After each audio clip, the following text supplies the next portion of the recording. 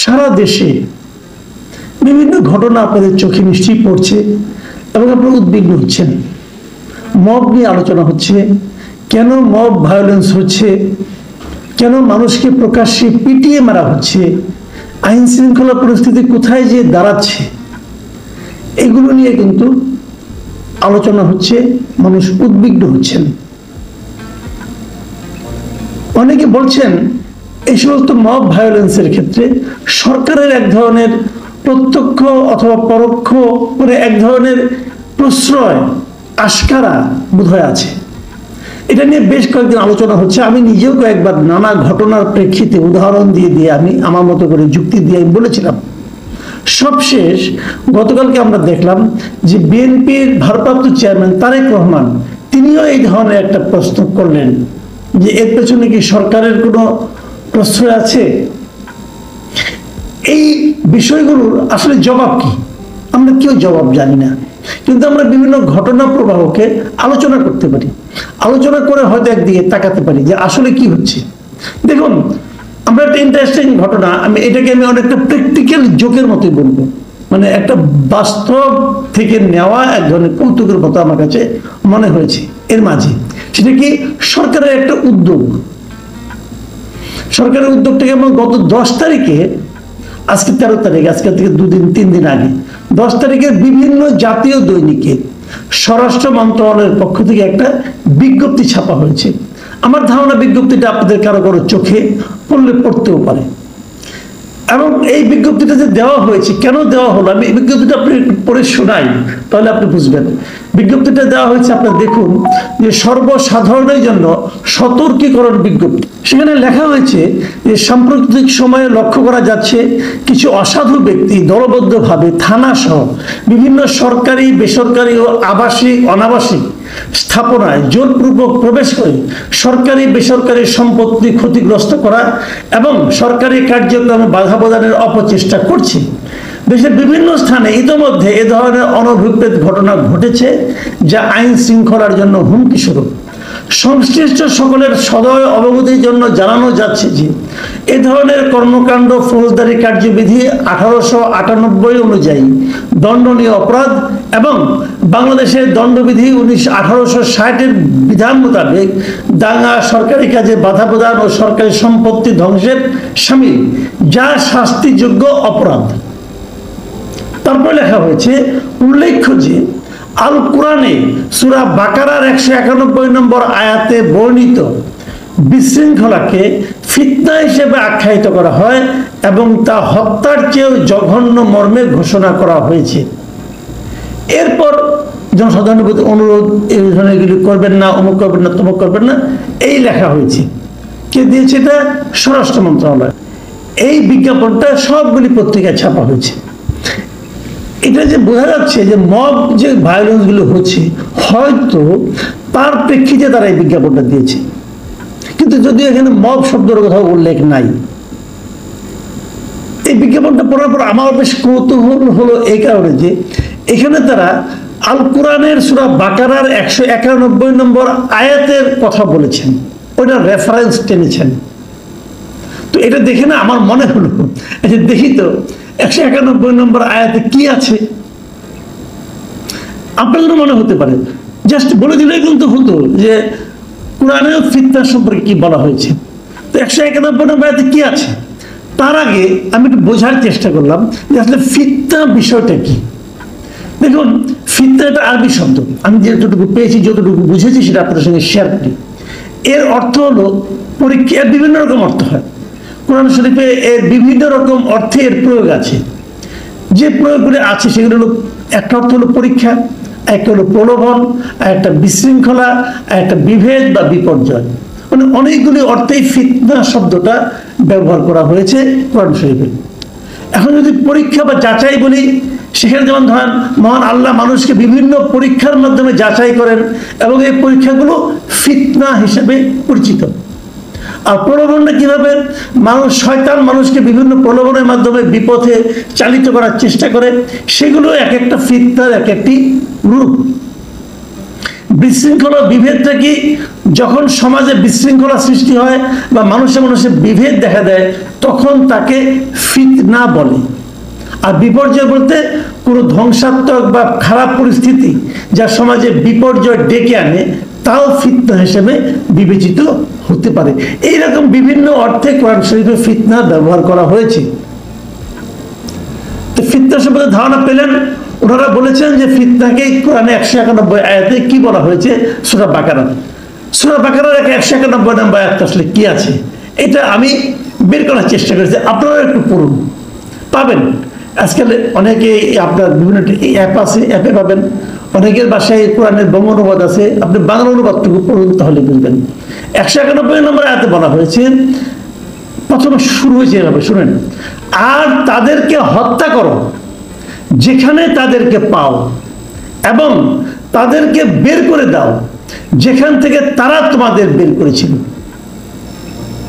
আর ফিতনা হত্যার চেয়েও কঠিনতর, এবং তোমরা মসজিদুল হারামের নিকট তাদের বিরুদ্ধে লড়াই করো না যতক্ষণ না তারা তোমাদের বিরুদ্ধে সেখানে লড়াই করে। অতঃপর তারা যদি তোমাদের বিরুদ্ধে লড়াই করে তবে তাদেরকে হত্যা করো, এটাই কাফিরদের প্রতিদান। দেখুন, যে কোনো সূরার একটা আয়াত যদি আপনি ব্যাখ্যা করতে চান, তাহলে মূল যে দরকার প্রয়োজন সেটা হলো শানি নজুল, মানে কোন প্রেক্ষিতে এই সূরাটা নাজিল হয়েছিল সেটা আপনাকে আগে জানতে হবে। তো এই সূরার এই আয়াতটা কখন নাজিল হয়েছিল এটা জানার জন্য আমি 2 জন আলেমের সঙ্গে পার্সোনালি যোগাযোগ করেছি। সব মিলিয়ে আমি যে ইনফরমেশনটা পেয়েছি, আমি নিজেও কিছু জানতাম আগে, তারপরে আমি ওনাদের সঙ্গে যোগাযোগ করে জিনিসটা আমি কনফার্ম করে নিয়েছি। ওনারা যেটা বলেছেন, এই সূরাটা অবতীর্ণ হয়েছিল, এই আয়াতটা অবতীর্ণ হয়েছিল মক্কা বিজয়ের পর, যখন নাকি হযরত মুহাম্মদ সাল্লাল্লাহু আলাইহি ওয়াসাল্লামকে কুরাইশরা তো আগে তাকে ওনাকে মক্কা থেকে বের করে দিয়েছিল। তারপর উনি কিন্তু শক্তি সঞ্চয় করে ধীরে ধীরে 8 সময় কিন্তু মক্কাতে ফিরে আসলেন এবং মক্কা বিজয় করলেন রক্তপাতহীন ভাবে। উনি মক্কা প্রবেশ করলেন। তখন প্রবেশ করার পর এখন এই যে কাফির যারা ছিল, যারা তাদেরকে বের করে দিয়েছিল, তাদের প্রতি কি আচরণ হবে, এই জিনিসটা ব্যাখ্যা করার জন্যই এই আয়াতটা করা হয়, নাজিল হয়। এবং সেখানে বলা হয় কি, তাদেরকে হত্যা করো যেখানে তাদেরকে পাও, বুঝেন। তারপর বলছে তাদেরকে বের করে দাও যেখান থেকে তারা তোমাদেরকে বের করে দিয়েছিল। এখন আপনি হিসাবটা মিলান, দেখবেন মিলে যাচ্ছে কিন্তু।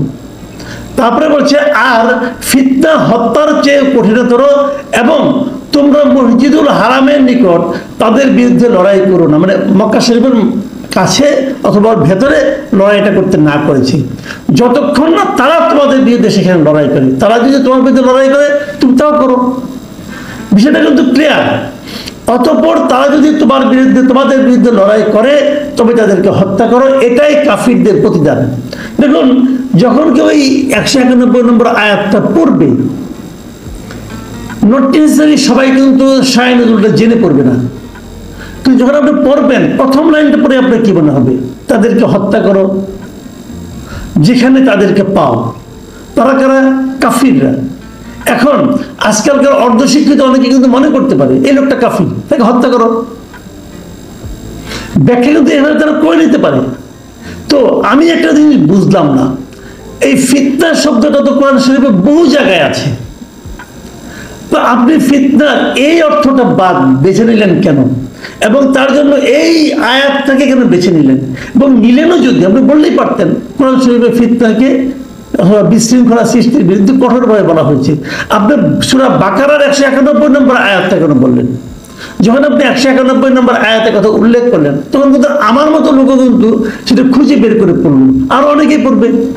তাহলে যারা মব করতেছেন তাদের জন্য এই আয়াতটা পড়ে, এবং যেহেতু তারা মব করছেন, তারা কিন্তু অর্ধশিক্ষিত ধরে নেবেন আপনি। এই অর্ধশিক্ষিত একটা লোক যখন এই আয়াতটা পড়বে, প্রথম সেন্টেন্সটা পড়ে তার মধ্যে কি চিন্তাটা কাজ করবে? যে কাফেরদেরকে হত্যা করার জন্য কোরআন শরীফে বলা হয়েছে, তো সেটা আরো বেশি মবের দিকে ঝুঁকবে। তো আমি একটা জিনিস বুঝি না, আপনি স্বরাষ্ট্র মন্ত্রণালয় থেকে যখন একটা বিজ্ঞাপন এরকম ভাবে দিবেন, সেখানে এই ধরনের একটা আয়াতের কথা উল্লেখ করবেন কেন? যেটা পড়ে অর্ধশিক্ষিত লোকরা নানাভাবে বিভ্রান্ত হতে পারে, অথবা নানাভাবে আরো বেশি মবে জড়িয়ে পড়তে পারে? কেন করবেন? কাজেই যখন বলা হয় যে এটা পড়ার পর যারা মব করে, ভাই যারা মব করে তারা সচেতন ব্যক্তি না, যারা মব করে তারা পূর্ণ শিক্ষিত নয়, যারা মব করে তারা পরিপূর্ণ ইসলামী শিক্ষায় শিক্ষিত নয়, হলে তারা এটা করতো না।